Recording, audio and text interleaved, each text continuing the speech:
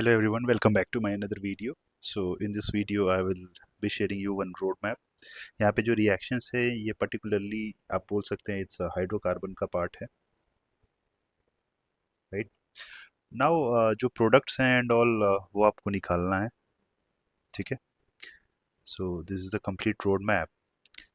Now over here आपको सोचना होगा कि ये R1 is equal to R2 is equal to CH3 क्यों दे रखा है, ठीक है? So ऑफ कोर्स यहाँ पे अगर ये दे रखा है CH3 विच मीन्स ये जो आपका नॉन टर्मिनल एल्काइन है, ये non terminal alkyne actually symmetrical है. सो अगर वो सिमेट्रिकल है देन फिर उसका रिएक्शन विथ HX क्या होगा, एंड अगर वो अनसिमेट्रिकल होगा उसका रिएक्शन विथ HX क्या होगा, ये इंपॉर्टेंट रोल प्ले करता है. एनीवेज आइए चलिए देखते हैं with respect to the product. If I talk about कि ये आपका ट्रिपल बॉन्ड है एंड विथ H2 निकल, सो यहाँ पे क्या होगा, एक्सेस में है, सो हाइड्रोजिनेशन होगा, एंड हाइड्रोजिनेशन के कारण you will be finding that कि कंप्लीटली ट्रिपल बॉन्ड जो है वो सिंगल बॉन्ड में रिड्यूस हो जाएगा, right? So there is no problem with respect to E. अब यहाँ पे जो देखने वाली बात है is with respect to HX. There is a triple bond and there is HX. So if there is a triple bond with HX you have to feel that it is some sort of Markovnikov only, ठीक है? So you have to polarize it, and when you are polarizing it you will be finding that कि there will be a vinyl carbocation which will be formed. Of course यहाँ पे at this very site there will have X minus and H plus, so H plus will be associated over here. अब यहाँ पे जो reaction है, चूंकि अब ये आपका जो एल्काइन था ये वाला, ये एक्चुअली था आपका टर्मिनल. अब यहाँ पे आपके पास केटायन बना हुआ है एंड यू नो दैट कि ये सिस ट्रांस कर सकता है, राइट? सो अगर मैं इसका स्टेबल फॉर्म लिखने के लिए जाऊं then it would be this is the orbital where there is that plus and there is R2 and there is H. This is one form. Another form would be like R1 C double bond C, there is a plus R2 and there is H. सो यहाँ steric reason होने के कारण you will have X minus जो attack करेगा, जहाँ से major answer आएगा वो ट्रांस वाला आएगा, ये वाला. So if I talk about my B, then your B would be like you will have R1 C double bond C, you will have R2, and इधर आप X डाल दो और इधर आप H डाल दो. अगर वही आपका अनसिमेट्रिकल होता ना तो ठीक ठाक अमाउंट में it has been observe that both Z form and E form will be there. Now next step is, since you have got this, right, ये आपको मिल चुका है, you have again HX. So if you have again HX then यहाँ पे आप ऐसा Markovnikov type करा देना, ठीक है? बॉन्ड ऐसा पोलराइज आप करा सकते हो. So you will be finding that you will have R, यहाँ पे C, यहाँ पे H, एक और H आ जाएगा, and then you will have C, X, X, and then R2. और एक और केस आप ले सकते हो जहां पे X और X जो है वो एडजेसेंट कार्बन पे होगा, ठीक है? So that's all with respect to Bombay and Calcutta. Now if I talk about कि X2 एक्सेस में है यहाँ पे, तो गाइज अगर X2 एक्सेस में है देन आपके पास R1C triple bond C R2 था, you have to feel it to be like X2 ऐसे अप्रोच कर रहा होगा to the triply bonded carbon. अगर वो वैसे अप्रोच करेगा then you would be finding that R1 C double bond C R2 and यहाँ पे you will have X plus, right? It is just some sort of like non-classical carbocation वाला case. And the second part which is like attack of X minus, ये important हो जाता है with respect to reactions, ये SN2 होगा. Over here आपके पास X2 access में है, so there is no problem that in terms of writing your answer you can straight away write it as like जहाँ जहाँ कार्बन था where there was multiple bond आप सारे जगहों पे एक्स पुट कर दो, but this part was important, like it should proceed via SN2. So I think we are done with Delhi also, right? Now the important part is like you have got your triple bond and to this triple bond you have KMNO4 OH minus delta followed by like H3O plus.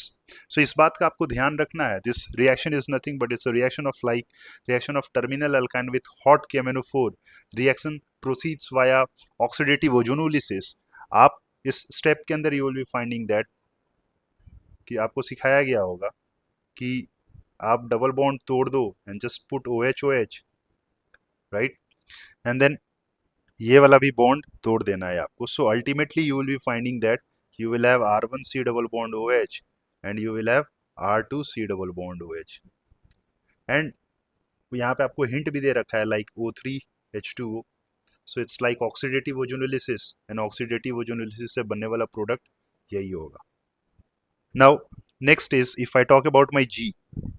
ठीक है, सो आपके पास non terminal alkyne है and with Na, name of the reaction will be like it's Birch, and Birch में you are finding that कि you will have trans which will be formed. अच्छा, NH4Cl, it's a source of what? It's a source of proton supplier, and if it's a source of proton supplier, then your G will be like what? Your G will be trans alkene. That will be like R1C double bond C, and यहाँ पे R2. यहाँ थोड़ा ज़्यादा गंदा हो गया है, so मैं यहाँ लिख दे रहा हूँ. Your G will be like R1C double bond C, R2 H, and then over here H.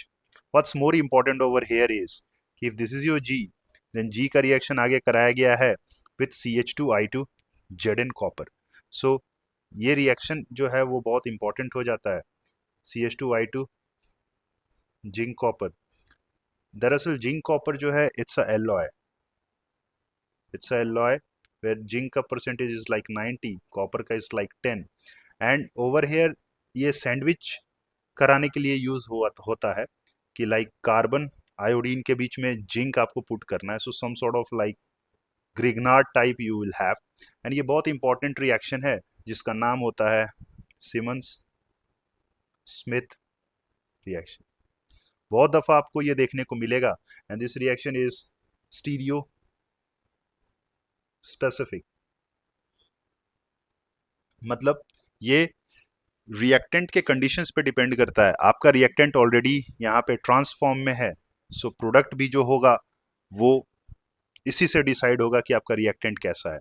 So it's just like inserting CH2 group, and if CH2 group would be like introduce, then अब इस carbon के पास and इस carbon के पास दो valencies free है.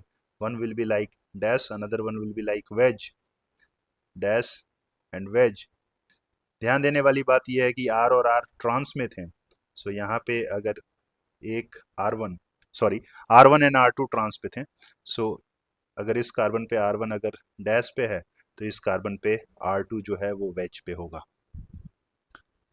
And this was like right your J, and you can think of your hydrogens. Okay, so एक hydrogen wedge पे और दूसरा हाइड्रोजन डैश पे. Similarly, if I talk about CH2I2 in this very case also, which means ये मिलता जुलता ही case होगा. अगर G आपका ट्रांस था देन आपका F क्या होना चाहिए? बोल दो, मौका अच्छा है. F has to be cis. And you see H2 with Lindlar's catalyst, you will be, triple bond will become double bond, and you will be like cis alkene you will be getting. Which means if I talk about your M, then आपका M क्या हो जाएगा इस case में? मैंने आपको पहले ही बोला था it was stereo specific. So अगर वो पहले सिस है then product if I talk about for M, then उस केस में you will be finding that कि अगेन आपके पास साइक्लोप्रोपेन तो बनेगा, एंड यहाँ पे जो दो वैलेंसीज थी, राइट, R1 R2, वो दोनों आप डैश पे डाल दो एंड हाइड्रोजन को आप वेज पे डाल दो. Again name of the reaction is Simmons Smith only. And ध्यान देने वाली बात आपको रखनी है कि it is stereo specific. So we are done with M part, है ना. ये वाला भी पार्ट हो गया, J भी हो गया. H और I इधर से हम लोग मूव कर चुके हैं. अच्छा, G आपके पास क्या था? G आपके पास ये था ट्रांस एल्कीन. अब उस पर आप KMnO4 OH माइनस डाल रहे हो, ठीक है, followed by hydrolysis. So it's just like vicinal diol वाला कॉन्सेप्ट. सो आपके पास OH you will be having next to each other. But the important thing over here is आपको of course H और I already आपको मिल चुका है. which was your carboxylic acid of different alkyl groups, right? जो कि यहाँ पे CH3 था, तो ठीक है आपके पास एसिडिक एसिड ही है, कोई दिक्कत नहीं है। बट यहाँ पे आप ये छोड़ के नहीं जा सकते, आप ये नहीं बोल सकते, बिकॉज आपका फर्दर स्टेप जो है वो डेल्टा है। सो अगर हीट है मतलब ये बॉन्ड भी आपको तोड़नी होगी, एंड अगर ये बॉन्ड अगर आप तोड़ोगे देन आपको कंपनसेशन में डबल बॉन्ड हो कार्बन्स को खिलाना होगा। So this was important over here which was like heating, KMnO4 followed by heating. So we are done with this segment also. This segment is also taken care of. ये भी हो गया, ये भी हो गया, राइट, एंड ऊपर वाला भी हो चुका है। नेक्स्ट पार्ट क्या बची है? नेक्स्ट पार्ट ये वाला बची है। आपके पास एल्कीन है, राइट, उस एल्कीन पे आपने O3 और Me2S डाला है। सो यहाँ पे अगेन क्या होगा, बॉन्ड को आपको तोड़ना होगा, एंड बॉन्ड को तोड़ के कंपनसेशन में डबल बॉन्ड खिलाना होगा। एक्चुअली ऑलरेडी Me2S है, मतलब फर्दर ऑक्सीडेशन इसका नहीं होगा, एंड अगर फर्दर ऑक्सीडेशन नहीं होगा तो यही कंपाउंड आपका एज अ प्रोडक्ट रहेगा, ठीक है, जिसका नाम होता है एसिटल्डिहाइड, बिकॉज R1 क्या था, CH3 था। अगर Me2S नहीं होता ना तो फिर फर्दर वन स्टेप रिएक्शन और आगे जाता, राइट। सो ये वाला पार्ट भी डन हो गया अपना। And the last one is like, उसमें कोई टेंशन नहीं लेना है आपको, आपके पास F है, X2 NaNH2, इसका आंसर आपको ऑलरेडी पता है कि you will be getting a non terminal alkyne. So I believe आपको सेशन अच्छा लगा होगा, ठीक है। सो वीडियो को लाइक शेयर मार देना, चैनल को सब्सक्राइब कर लेना। मिलेंगे अगले वीडियो में with some different topics of chemistry. Till then पढ़ाई करते रहिए, टेक केयर, बाय बाय।